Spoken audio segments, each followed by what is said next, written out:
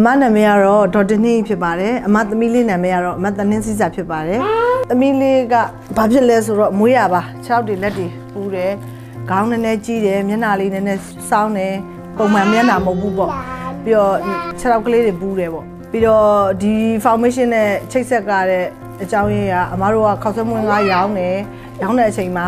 လာပြီးတော့အဲ့လိုမျိုးပသိမ်ကခရစ်ယာန်လင်မယားနှစ်ယောက်ပေါ့ခီးသွားရင်းနဲ့မုံဝင်စားရင်းနဲ့သမီးလေးကိုတွေ့တဲ့အချိန်မှာခလေးဒီလိုဖြစ်တာမကူဘူးလားမေးတဲ့အခါကျတော့အမတို့ကမပြေလဲဘူးကျမတို့ကွန်းရနဲ့ခောက်ဆွဲမွေးငါပဲရောင်းတဲ့အတွက်ခလေးကိုမကူနိုင်ဘူးရန်ကုန်တွေဘာတွေတော့သွားပြဘူးလားဆိုတော့တခါမှမွေးတယ်ကမပြဘူးဆိုလဲဆိုတော့မြောင်းမြကဆီယမဒေါ်လာရှိဆိုတဲ့ဆီယမနဲ့ချိတ်ဆက်ပြီးတော့အမတို့အိမ်လေးအမတို့ရဲ့စီးပွားရေးမလုပ်တဲ့ဆိုတာကိုဆီယမဒေါ်လာရှိကိုယ်တိုင်ပေါ့အမတို့ AR တိုင်းရေကြီးမျိုးနဲ့အသုတ်ဟိုဟာမျိုးဆင်းပြီးတော့ဆီယမကိုယ်တိုင်လာပြီးဆင်းကြည့်တယ်ပေါ့နော်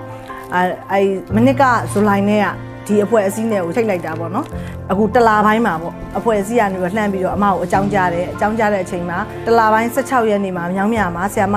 မစ်ဇစ်ကင်ကိုရီးယားဆီယမနဲ့ပေါ့နော်တွေ့ခဲ့ရတယ်ပေါ့တွေ့ခဲ့ရတော့ခလေးဆွဲဖို့စိတ်ဖို့အဆင်ပြေတယ်လို့ပြောတဲ့အချိန်မှာအတိုင်းမသိဝမ်းသာတယ်ပေါ့နော်အတိုင်းမသိလဲတော်တော်ကိုမှပြောမပြတတ်အောင်လဲဝမ်းသာတယ်မျက်ရည်လဲကျခဲ့ရတယ်ကိုကလေးဘယ်လိုပြောမလဲဆိုတော့ဒီအဖွဲ့အစည်းကမှလုံးမပေးရင်ငါသမီးလေးတော့ဘဝတသက်တာဒီတိုင်းသွားရပြီဘာလို့ဆိုကိုလည်းလုံးမပေးနိုင်လုံးပေးနိုင်တဲ့အင်အားလည်းမရှိတဲ့အတွက်ဟိုတော်တော်စိတ်မကောင်းဖြစ်ရတယ်ပေါ့နော်သူတော်တဲ့မှာသွားပြီးတော့ဟိုသူတို့အရွယ်လေးနဲ့သွားဆော်ရင်အောင်မှပဲခလေးချင်းကအဲ့လိုမျိုးပေါ့ကဲ့ရတဲ့စကားတန်းကြီးကြားရတယ်အဲ့လိုဆိုကိုယ့်ရဲ့တက်မကောင်းဘာဖြစ်ခလေးဒီလိုချိုးရင်းနေတာဒစိမ့်တွင်ဒစိမ့်စိတ်ထဲမကောင်းဒါပေမဲ့ကိုယ့်အကူအဲ့လိုပဲဖြောက်ကတော့ပေါ့နော်ဘယ်လိုပဲဖြစ်ဖြစ်ဒါပေမဲ့ဒီအဖွဲ့အစည်းကအခုလိုလှုပ်ပေးမယ်လို့သိတဲ့အချိန်မှာ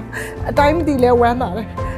ဘယ်လိုပြောမလဲဆိုတော့ကျေးဇူးလည်းအများကြီးတင်တယ်ပေါ့နော်အဓိကကတော့စာရိုလာပြီးတော့မဟုတ်စားတဲ့လင်မယားကိုလည်းကျေးဇူးတင်တယ်ဒီလိုမျိုးစိတ်နှစ်ပြီးလှုပ်ပေးမယ်လို့လည်းထင်မထားဘူးခါတိုင်းလည်းဒီလိုပဲ foundation အဖွဲ့တွေကပြောသွားတာပဲဒါပေမဲ့အဲ့လိုမျိုးကိုပြီးရင်ပြီးလှုပ်ပေးတယ်ဆိုတာမရှိဘူးပေါ့နော်အခုဥစ္စာအစ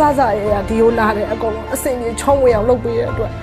ဒီဖွဲ့စည်းကိုလည်းတော်တော်ကျေးဇူးတင်တယ်သမီးလေးအခုလိုမျိုးအကုန်လုံးတကတိပြန်ကောင်းမယ်ဆိုတော့အတွက်ရွှေမျိုးသားချင်းတွေကအစားအကုန်လုံးဝမ်းသာရတယ်ပေါ့နော်ခလေးလည်းတမရတန်းသူကြောင်းနေလို့ရပြီပေါ့နော်နောက်မှဆိုရင်တော့ကြောင်းထားဖို့တော့မှတော်တော်မလွယ်တဲ့အခြေအနေပေါ့နော်အခုလိုလုပ်ပေးတဲ့အတွက်ဒီ foundation ရောဒီအဖွဲ့အစည်းကလူတွေကျမ်းမာပါစေအဖွဲ့အစည်းကိုထောက်ပံ့တဲ့သူတွေများများရပါစေလို့အမအမြဲတမ်းဆုတောင်းပေးပါတယ်